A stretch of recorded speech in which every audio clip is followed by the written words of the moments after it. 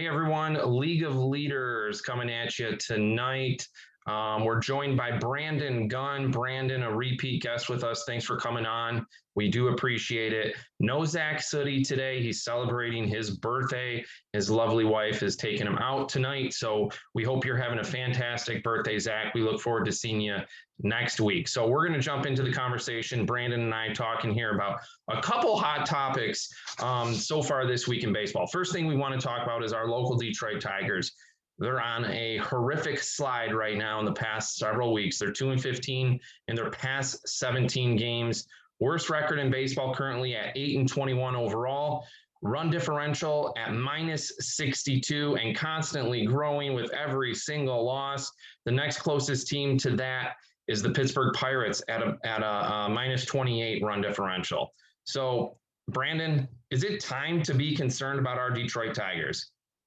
Absolutely, it is, and I've got some more statistics to prove why it is. And you just take a look at every facet on the baseball field, and when it comes to batting, they're third worst. They're the third worst team in strikeouts with 305. They're worst in the Major League Baseball on on-base percentage at 255. Worst in OPS, which is on base plus slugging percentage in Major League Baseball at 593. And they've got the third least amount of walks. So not only are they not producing when they're at bat, but they're not disciplined either. They're just going up there and, giving the pitcher free outs. Then you look at the starting pitching, and the starting pitching is actually okay. So 14th in the league in ERA, 13th in the league in WHIP. So, middle of the pack. So that part of it is okay. And when you factor in that the starting pitching is young and has some learning to do, that part I feel okay about, right? Matt Boyd, I worry about when he starts to come down to earth. I feel like he's got off to a really hot start. I'm curious where he's going to end up. But then once you get past the starting pitching and go into the relief pitching, they've got the worst ERA in the league at 6.6.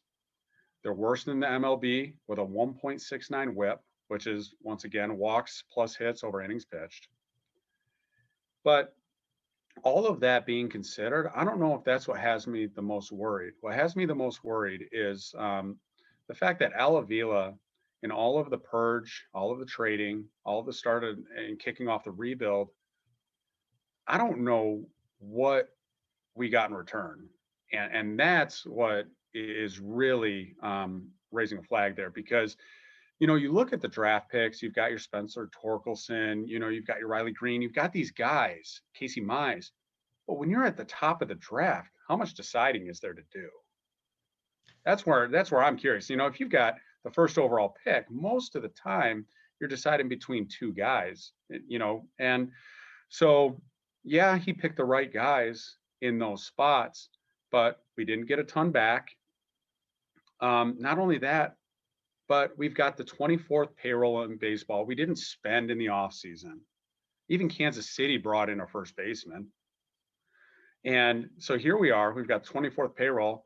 Well, what if I told you of the $76 million payroll that we have, that Miggy was $30 million of it? Now we're talking Baltimore Orioles level salary spread across this team. And man, you take his 30 million off of a $76 million payroll, and that's insanity to me. So yes, I believe that Al Avila, his seat should be not only warm, but hot at this point. But I think that there are reasons to be optimistic. I do like AJ Hinch as the manager. I think he can work with the young talent that we have. And once again, the team is made up of youth. I think that a lot of the struggles that we're going through are young starting pitching getting used to being a starting pitching, not being throwers, being pitchers, and learning the game, learning situations at the major league level. Batting, this is the same thing. I think we've got a couple young bats coming up that are going to be talented and in this lineup on a regular basis. But to get the supporting cast for the talent that we have growing on this team, I just don't know if Al Avila is the guy.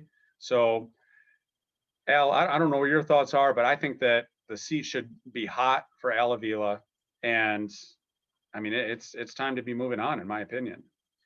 Yeah, I pretty much agree with almost everything you said there, really honestly. I think his Al Avila's seat should be on fire right now. Let's be real. So you mentioned a couple of things that I thought were interesting. You said that the Tigers are not doing well offensively in walks. I agree with you there, and to me, that is alarming. So that you mentioned discipline, that shows that you don't have much plate discipline right now. You're swinging at pitches that are out of the strike zone. So that's not a good sign. Their offense is absolutely abysmal. There's been countless games in the past few weeks where we've seen them produce 2, 3, 4 hits. Not runs, hits. So that is scary, scary, scary stuff right there. Team batting average currently 195. A couple players that are struggling. I mean, the entire offense essentially is, but Jonathan Scope 191. He had a pretty good year last year when he came in. Miguel Cabrera batting 115. That's scary. You mentioned his high salary. With him being a Tiger for so long, I really, really want to see him hit some of these records. The 500 home runs and the 3,000 hits would be awesome to see him do it in a Tiger uniform. But batting 115 right now is certainly not making up for his salary right there. And Victor Reyes had a great season last year, batting 118. So not much better than Miguel Cabrera. So those are a couple people that I wanted to point out offensively. Brandon, you mentioned another great point in regards to Al Avila and drafting. When you have the number 1 overall draft pick, to your point, you're really only choosing between maybe 1 or 2 people. A lot of times, everybody knows who the number 1 pick is going to be. So it's not that difficult to do that. It's those later picks that you really, really want to see producing. And I have quite a bit of concern right now with what's going on. I thought they'd be a little bit further ahead in their progression throughout the rebuild. It looks like they're probably, unless something crazy happens, going to finish with the worst record in baseball. Again, have the number 1 overall draft pick. And to me, this has been going on for far too long. You mentioned pitching. I do think that the starting pitching has been pretty solid. Casey Mize and Tarek Skubal, I thought they'd be a little bit better up to this point, but again, they're still very, very young. So I'm going to remain confident and hopeful in those 2 young gentlemen to be able to produce. Matt Boyd, you mentioned he had a great start last year, and I believe the year prior as well. I'm surprised to see him have this good of a start, to be honest with you, with how he finished out last year. I thought he would struggle. But that's not the case. So I like what I see from Matthew Boyd. But to your point on the bullpen as well, absolutely abysmal. I've never seen anything like it. So it's frustrating to watch. It's disappointing to see. I do think that there's got to be some changes made pretty soon coming up here potentially if we don't see an improvement really, really quick. You mentioned manager AJ Hinch in his first year. What a tough task he's had to come over here and endure this. But if there's anybody that's right for the job, I do think it is him with what he was able to do in Houston. Houston was in a very similar position to the Detroit Tigers several years ago before they turn things around. So again, I'm still hopeful, but right now it is a little bit scary. I mentioned the run differential being at minus 62 and the second worst team being at minus 28. That's a scary number right there. That's nobody that's even close to how bad the Detroit Tigers are performing here in the first month and a half. So let's hope for some things to change really quickly. If not, then I do think there needs to be some changes that happen, because as I mentioned, I thought they'd be further along in their progression. So we'll see what happens, but let's hope that Detroit Tigers baseball is on the map real soon. We'll stick with baseball, Brandon. We'll transition to our next question. Staying with baseball, Fernando Tatis Jr. off to an amazing start, essentially really a historic start with some of his numbers he's producing. How excited should baseball be as a whole and the city of San Diego to be witnessing this with the numbers that Tatis Jr. is putting up at such a young age? Well, Al, and we touched on it on our MLB kickoff pod a couple weeks ago. I think that baseball fans should be really excited about the talent that's coming up. You've got Fernando Tatis Jr., you've got Vlad Guerrero Jr., you've got all of these guys that are just getting up there and just crushing the baseball. But Fernando Tatis Jr. specifically, 947 career OPS, 292 career batting average, 82 extra base hits in just 164 games played. So 1 out of every 2 nights, he's going out and getting at least an extra base hit. 47 of those are home runs. So now you're talking about once every 3, 4 games, this guy's crushing the ball, hitting the ball out of the park. If you're a Padres fan, you have got to be excited, that you get to watch this guy. And furthermore, I think baseball as a whole is in a good spot with young talent. I know we're not seeing a ton of it here in Detroit. Give it a couple years for these younger guys to come in, and then maybe we'll have some of our own. But baseball as a whole is in good shape with the young talent coming in. What are your thoughts?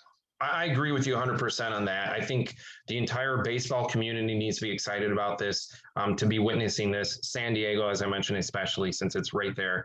But some more statistics with Tatis in his first 162 games, so essentially one full season under his belt.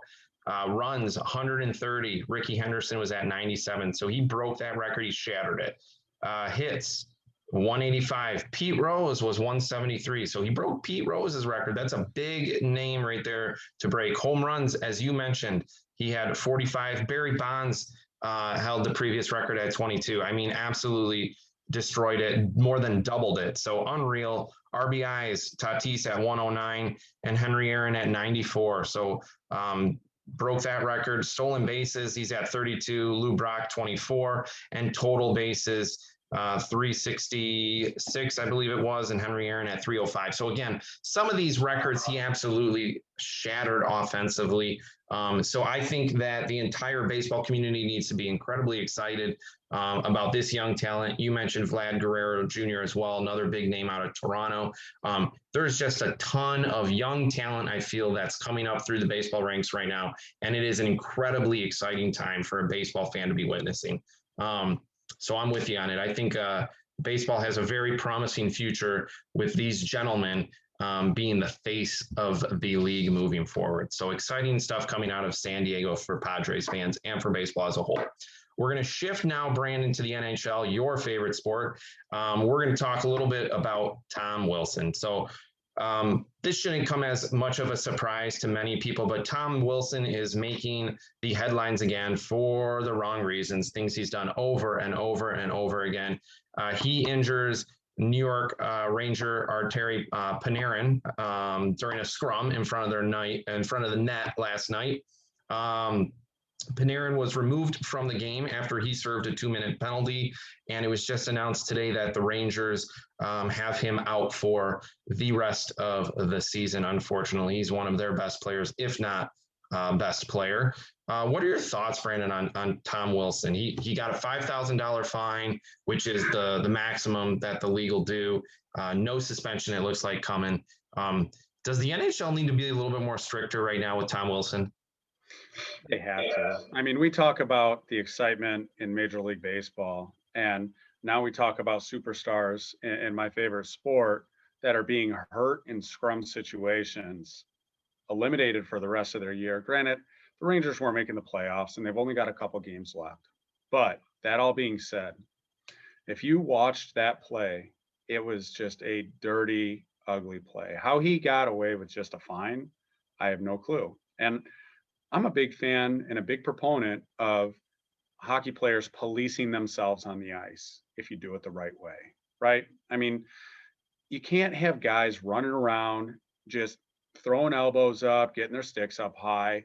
Hockey, much like baseball, had a lot of unwritten rules and a lot of things where if you do something, you have to answer for it. In baseball, you get pegged. In hockey, you may have to answer the bell and drop the gloves. Well, what Tom Wilson's doing out there is not simple policing the ice. I mean, you're talking about a guy, Pavel Buchnevich from the Rangers, not a fighter. I mean, he's a sniper goal scorer type, laying on the ice and already turtling. And Tom Wilson goes from punching him in the head. Artemi Panarin tries to pull him off. And when he pulls him off, he ends up getting squared up with Tom Wilson, which nobody wants to do. I mean, I think once again, a few pods ago, we were talking about a different incident with this guy. And What does he do? He actually pulls his hair, slew foots him, and pulls him down to the ice. If Panarin did not have enough balance to twist his body, we could be talking about a player smacking the back of his head without a helmet on the ice. And I don't know how the league offices looked at this and just gave him a fine. I mean, a $5,000 fine. And it's really, I mean, it just makes you think if you're an enforcer in the NHL, or if you're one of those guys that just comes in to police a situation and you're seeing what's going on here. I mean, are you not putting a target on superstar players? And when a dust up or a scrum happens, are you not putting them in danger? If they're looking at that and going $5,000, I mean, hell, my buddies will throw in money and that'll get expunged anyways. I mean, they all take care of each other that way. It's brutal. $5,000 is a slap on the wrist. I think that this one, there are a lot of times where Wilson has towed the line, and I've sided with Wilson.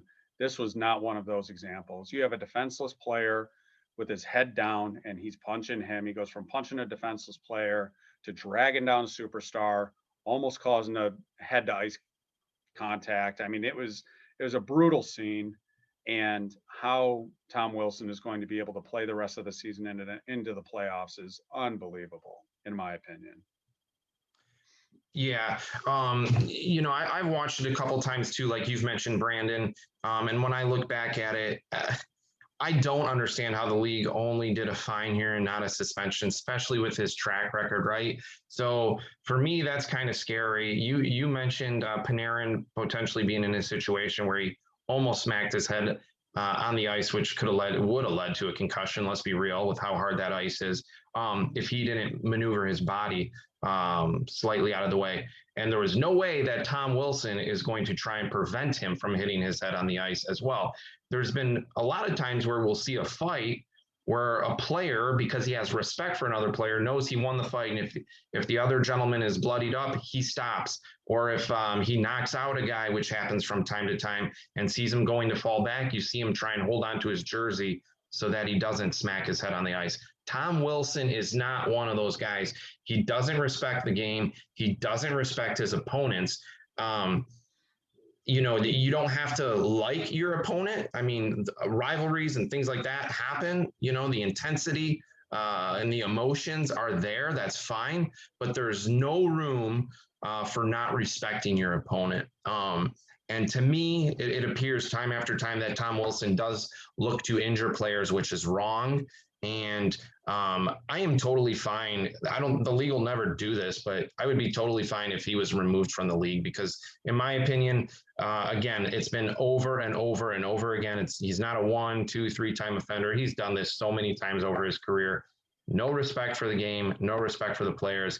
Let's be done with Tom Wilson and let's make sure to clean this stuff up. So disappointed that the league wasn't a little bit more harsh on him. I don't think this is going to go away, though. The Rangers made a statement, and they're asking George Peros, the director of player safety, to be removed from his position. I don't necessarily always agree with that, those sort of statements to come out asking for somebody to be removed. But that just goes to show you how angry the Rangers as an organization are. There's going to be other teams across the entire NHL that are watching this and looking at this and wondering what's going to happen moving forward with Tom Wilson. So we'll see what happens. Interesting headline, interesting story. Hate to talk about this stuff, but I think it's time for him to absolutely move on. He comes off as a goon, and there's no need for those sort of athletes to be in any league across the board. So anyway, we'll jump from hockey now to our last topic that we'll talk about tonight, Brandon. We're going to go into the NFL. We're going to talk about the draft. So we obviously just had 4 days, 5 days, whatever it was, of NFL draft. Tons of draft action. Any highlights that you want to recap? Certain players, maybe teams you're looking forward to, and then we'll obviously talk about Aaron Rodgers and everything that's going on with him. Is he in the right here with what he's saying? It looks like, is he going to be a Packer at the start of next year? What are your thoughts, Brandon? Well, I mean, in terms of the NFL draft, first of all, I want to give kudos to you. 5 QBs in the first round were drafted. I believe that was the call that you made last week. So congratulations there. But honestly, I think there are so many fascinating storylines in this draft. First of all, I want to say that the Detroit Lions locally finally have an identity. They built in the trenches for their first 3 picks. I feel like this is going to be an embodiment of the coach. We spent the last 3-4 years not knowing what the hell the Lions were going to do on the field. There was no identity. The scheme, I mean, it was a crazy miss. I don't even know what we watched over the last 3 to 4 years. I mean, if you were to ask me what the defensive scheme was, we didn't pressure the quarterback, we didn't sack the quarterback, we didn't cover anybody. It's like, so I would say that it's nice to at least see an identity. Now, whether the players work out or not, who knows? Time will tell there. But on top of it, locally, the Lions doing a good job in the draft, in my opinion. I thought it was really interesting to see the trend of reuniting players. We had Joe Burrow, who now has Jamar Chase to throw to. Two LSU guys getting back after it. Tua Tagovailoa is now thrown to Jalen Waddle, like he did a couple years back. Trevor Lawrence got drafted with his buddy Travis Etienne. Those were the first 2 picks by the Jaguars. And there could be even more. But I thought that was really interesting that the league or the teams anyways, have shifted to, let's get some of this chemistry that they had in college back together and see what happens. Also, like, I think it is pretty funny to see all these draft grades come out because, a lot of these guys play limited seasons or shortened seasons or what have you. And with COVID and everything, I'm really curious how the scouts were able to get out and take a look at these players. So, you see the grades and you feel good about them and things like that. I am really curious. There are going to be some meteoric rises from draft position to on-field production, in my opinion, because you have guys that took a year off and sank a bunch of spots. You look like Parsons, Penn State's linebacker. He was supposed to go, people were thinking in top 5 at one point in time if he were to play last year, but then he sits out a year and people don't know what he's going to do. People forget about his tape apparently. So I think that it's going to be really interesting to see who slid in the draft because they either didn't play, had a shortened season, maybe they developed a little bit more and just weren't able to put it on tape. And so I just think that the whole premise of a shortened season draft is going to be a really interesting thing. I want to see also, I mean, now there were some top end playmakers taken at the top of the draft with none of them being a defensive end. And I can't remember the last time that there wasn't a headlining defensive player that was just the guy, right? We had a couple of them that were tied. We had Parsons, we had the cornerbacks, and I even think it's going to be interesting to see how those first 2 cornerbacks shake out. But we go quarterback, receiver, tight end. Like, I mean, it wasn't in that order, but you're looking at the focus of the NFL just being offensive, pass oriented. Let's get the ball into these playmakers' hands and let's just let them go. I think that the Kansas City effect, I think that those teams that just have fun airing the ball out, I think that they're really shaping the NFL, specifically in this draft. Once again, 40 times are sexy. So a lot of the wide receivers blew that, away. It's going to be interesting to see how these playmakers affect these offenses year one. So I would say those are going to be the things that I'm looking for out of this draft. In terms of the Aaron Rodgers situation, man, what is going? I don't understand it. They draft Rodgers as backup last year. He's pissed about it. He's not happy for good reason. I would say the Green Bay Packers in last year's draft, they went first round quarterback, second round running back. I'd say that Aaron Rodgers, MVP of last year's season, proved that he's still a top-tier quarterback. And then you've got Aaron Jones, who just got himself a great new deal because he's in the top 5, 7 running backs in the league. And they drafted those positions if you're Aaron Rodgers, I understand getting a little upset. Hey, can I get some help on the line or a receiver to help out Devontae Adams, who's, great in his own right? But that all being said, there is a major disconnect happening between Aaron Rodgers and the front office of the Green Bay Packers. And it's a power struggle. Now you've got a player calling for a GM's job and given an ultimatum of it's either him or me. One of us is gone. And now you've got the Packers who are so confident that they could retain him that they did not capitalize on this past draft to get anything from him.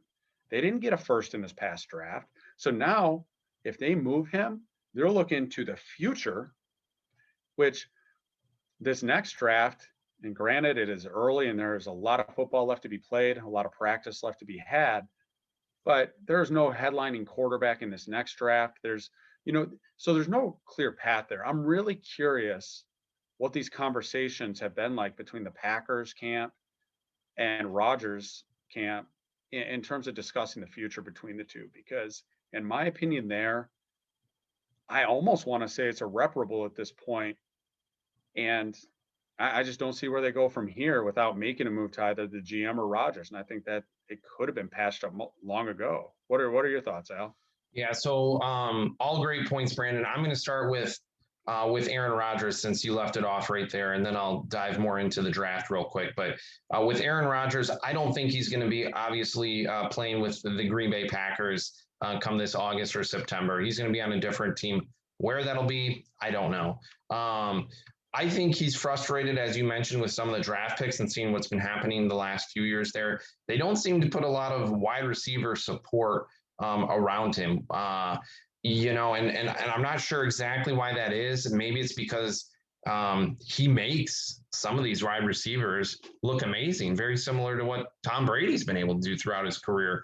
But I do think that there's a lot of frustration. There is a lot of disconnect, as you mentioned, with the front office. He's definitely not going to be back. I'd be absolutely stunned with everything that's come out the last couple of days if he's wearing a Packer jersey on Sundays this fall. I just don't think it's going to happen. He just came off an incredible year, as you mentioned. So I don't know. If I'm the Green Bay Packers, I'm a little bit frustrated because there's going to be massive drop-off without Aaron Rodgers as your quarterback. I still think he's got probably 2 or 3 solid years ahead of him with what he was able to do last year. So he's a great competitor. He wants to win.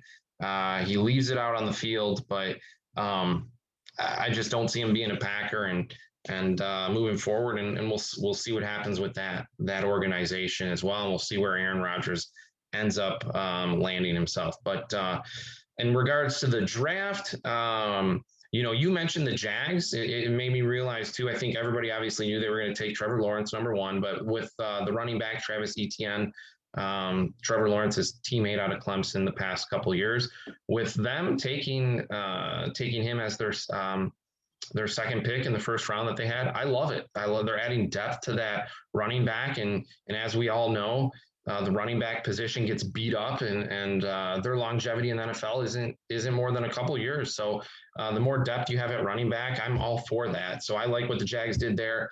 And then we want to talk about some more names being brought up in regards to teams. Tim Tebow. Talk about Tim Tebow making a resurgence here, wanting to play tight end, and the Jags are interested. And if there's any team in the league that can make it work, besides the Patriots and Bill Belichick, it's going to be Urban Meyer and the Jacksonville Jaguars. So I think that team will be interesting to watch to see what happens the rest of this offseason moving into the fall. You mentioned something very interesting, Brandon, about the players that sat out. And if they didn't play this last season, their stock may have dropped in the draft. And that's an interesting point because I didn't even really think about that. But when you look at a lot of those guys, it will be interesting to see how they perform this upcoming season, especially the guys that were projected to be in the top 5, top 10, top 15 that slid a little bit. It'll be interesting to see if they are rusty, out of shape, and what they look like being out for a full year. So that point I wanted to bring out. The two guys that I'm most looking forward to is Justin Fields. He went to the Chicago Bears at number 11. So I think that he's going to start pretty quickly in Chicago. And I think that he's going to be an elite quarterback within the next couple of years in the league. And the reason being is I think that there's something inside of him that motivates and pushes him to want to compete and win more than a lot of people. And I think that fire is going to come out. And you could tell people were talking a little bit through social media and everything about his mannerisms and how he looked when it was announced that the Bears drafted him at number 11. And they said that he looked angry. So there was some talk about if he was upset going to the Bears. I don't think he's upset going to the Bears. I think he's upset that he dropped. There was some talk that he'd be the number 2, or number 3 overall pick in the draft, and he dropped to number 11. And it would have been further back had the Bears not traded up to get him. So I think Justin Fields is going to try and prove people wrong, and I do believe he's going to do it. And I think he is going to break that curse of the last decade or two with Ohio State quarterbacks. So I do think Justin Fields is going to have a pretty solid career, and I think he's going to be something special in Chicago. The other interesting person that I am looking forward to following is Mac Jones going to the New England Patriots. I'm just curious to see what Bill Belichick can do with developing Mac Jones. There's been a lot of comparison with him to Tom Brady. That's pretty extreme. We're talking about the GOAT here. So let's give it some time and see what happens. But if anybody can take someone and develop them and turn them into an elite quarterback, we know that that's most likely going to be Bill Belichick and what the New England Patriots do. So I think that Mac Jones will be a starter pretty quickly as well. And it'll take some time for his development. But I do think that he is going to be a top quarterback in the league as well. And I look forward to following him throughout his progression in the league. So those are essentially my takes on Aaron Rodgers and on the NFL draft first round and what I thought. So it should be interesting and a fun season to follow. Those are all the topics that we have for tonight. So we thank everybody for tuning in and joining us. We hope you enjoyed our conversation. We look forward to having Zach Sooty back on with us next Tuesday, and he'll be with us this Sunday as we talk to Director of Premium Services, Alan Aldwell of the New York Mets. So we hope you join us on Sunday for our interview and conversation with Alan, and then we hope you tune in next Tuesday for another edition of Hot Topic Tuesday. Thanks.